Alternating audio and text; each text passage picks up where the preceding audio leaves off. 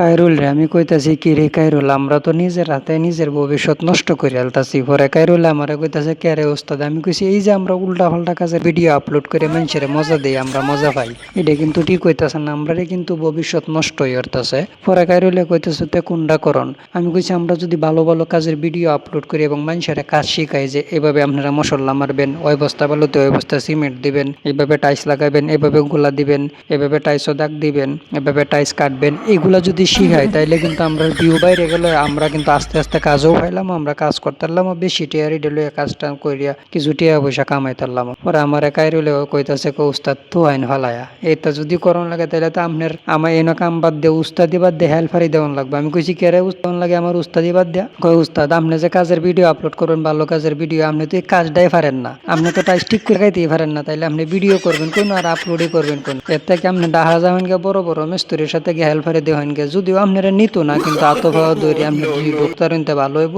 এই বেড়াইনের কাজের video upload করবেন, ভিডিও করিয়া আর কইবেন যে আপনি করছেন, যদিও আপনি মানুষের বিশ্বাস করাতে পারতেন না,